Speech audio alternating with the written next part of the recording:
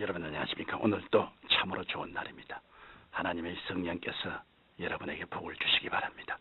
저는 오늘 은혜의 가시란 제목으로 여러분과 함께 은혜를 나누고자 합니다. 본문 말씀은 고린도후서 12장 7절로 10절입니다. 여러 계시를 받은 것이 지극히 크므로 너무 자고하지 않게 하시려고 내 육체에 가시 곧 사탄의 사자를 주셨으니 이는 나를 쳐서 너무 자고하지 않게 하리 하심이니라. 여러분은 산이나 들에 갔다가 가시에 찔려 고통을 당한 경험이 있을 것입니다. 가시에 찔리면 살갗을 파고들어 아프게 하는 가시와 같이 우리의 삶 속에도 찌르는 가시가 있습니다. 인생 여정에는 항상 좋은 길, 평탄한 길만 있는 것은 아닙니다. 우리를 찌르고 핥히는 고통의 가시밭길도 있는 것입니다. 많은 사람들이 이 삶의 가시에 찔려 괴로워하면서 질문하기를 왜 이런 일들이 생깁니까? 사랑의 하나님께서 왜 이런 고통을 주십니까? 하며 절규합니다. 그럴 때마다 저는 사랑의 하나님이시기 때문에 그렇습니다. 자녀가 더 잘 되라고 가시를 주시는 것이죠 라고 고민합니다. 성도는 인생의 가시에 찔릴 때 하나님의 은혜 속으로 깊이 들어가게 됩니다. 그러면 인생의 가시란 무엇일까요? 가시는 인간이 불순종하고 타락하여 잘못된 길로 들어섰을 때 그 잘못을 깨우쳐주는 경고장이라 할 수 있습니다. 본래 하나님께서 인간을 창조하실 때 가시는 없었습니다. 첫사람 아담과 하와는 하나님께서 예비해 주신 은혜로운 환경 속에서 모든 것을 풍족히 누리며 축복 가운데 살아갈 수 있었습니다. 그러나 아담과 하와는 하나님께 불순종하고 배반하였기 때문에 축복의 에덴 동산에서 쫓겨나고 말았습니다. 하나님께서는 타락한 인간에게 내가 너들을 먹지 말라고 한 나무 실과를 먹었은즉 땅은 너로 인하여 저주를 받고 너는 종신토록 수고하여 그 소산을 먹으리라. 땅이 내게 가시덤불과 은거키를 낼 것이라고 말씀하셨습니다. 인간이 하나님의 은혜를 저버리고 자신의 능력과 방법을 의지했을 때 인생길에는 가시가 도달하기 시작했던 것입니다. 고통의 가시는 우리에게 경고하기를 너는 하나님을 온전히 믿고 의지하며 살겠느냐 아니면 내 능력과 방법대로 살아가겠느냐. 만일 너의 인간적인 수단과 방법대로 살아간다면 내 앞길에는 끝없는 가시가 생겨날 것이라고 말하고 있는 것입니다. 우리는 인생의 가시에 찔릴 때 이러한 가시의 외침과 경고의 귀를 기울이고 잘못된 길에서 돌이켜야 합니다. 성도 여러분, 여러분은 혹시 마음의 평화를 잃고 방황하며 몸부림치고 있지는 않습니까? 아니면 자녀와 사업의 문제로 고통의 가시에 찔려 아파하고 있지는 않으십니까? 이 시간 가시의 외침과 경고에 겸손히 귀를 기울이십시오. 그리고 자신의 생각과 뜻대로 세상을 살아가고자 했던 인본주의적 방법을 청산하고 하나님께로 돌아오십시오. 하나님께서는 여러분이 가시를 통해 그의 크신 은혜와 사랑을 체험하시기를 원하십니다. 이처럼 가시는 하나님의 무한하신 은총을 깨닫게 하는 복된 동기가 됩니다. 사람의 삶 가운데 가시가 없다면 사람은 결국 육신의 쾌락을 추구하다가 죽음에 이르고 맙니다. 사람이 세상 쾌락만을 추구하며 살면 하나님께서는 안락한 환경을 제하시고 고통스러운 가시의 환경을 바꾸십니다.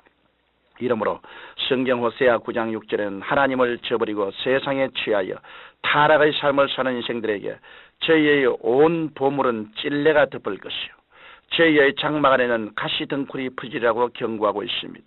환경이 가시밭길로 변모할 때야 비로소 사람들은 정신을 번쩍 차리고 천부의 의지 없어서 손들고 옵니다고 항복하게 됩니다. 이처럼 가시는 우리를 죽이는 칼이 아니라 하나님의 깊은 은혜를 깨닫게 하는 복된 동기가 되는 것입니다. 하나님께서는 가시를 통해 성도를 훈련시키시고 하나님의 크신 은혜를 깨닫게 하십니다.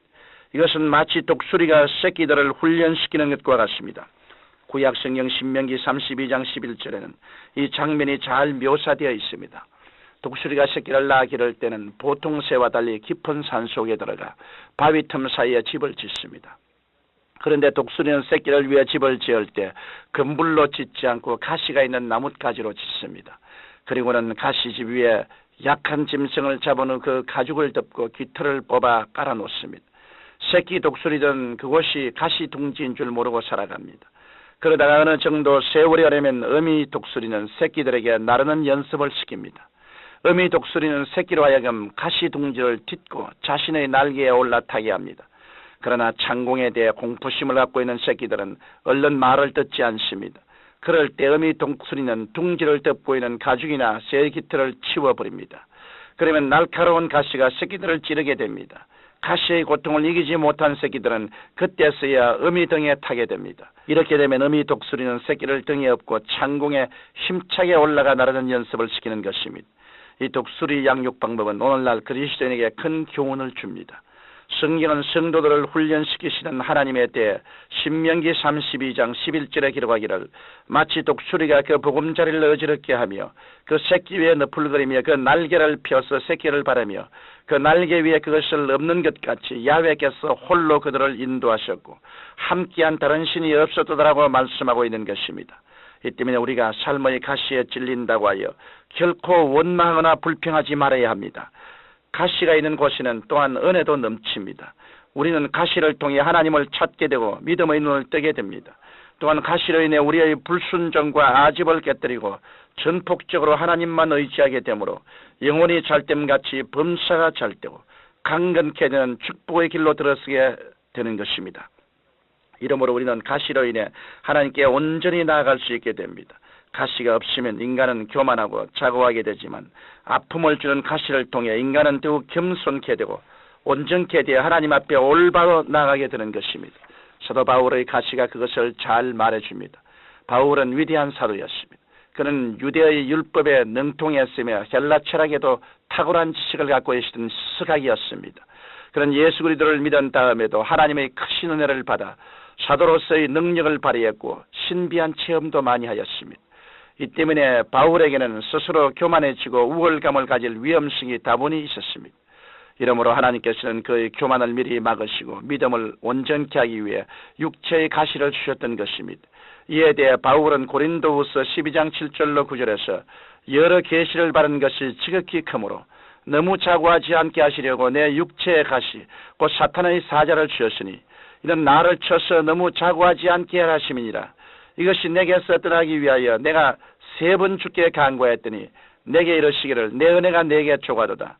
이런 내 능력이 약한 데서 온전하였음이라고 하셨습니다. 바울 사도는 그의 몸에 찌르는 가시로 인해 온전한 믿음을 갖고 겸손히 하나님의 은혜 가운데 그하는 귀한 종이 되었던 것입니다. 사랑하는 청취자 여러분, 타락한 인간은 하나님 없이 살려고 합니다. 그러나 하나님을 떠난 인간은 그 누구를 불문하고 불행한 존재로 살아갈 수밖에 없습니다. 이 때문에 하나님께서는 인간에게 가시를 주신 것입니다.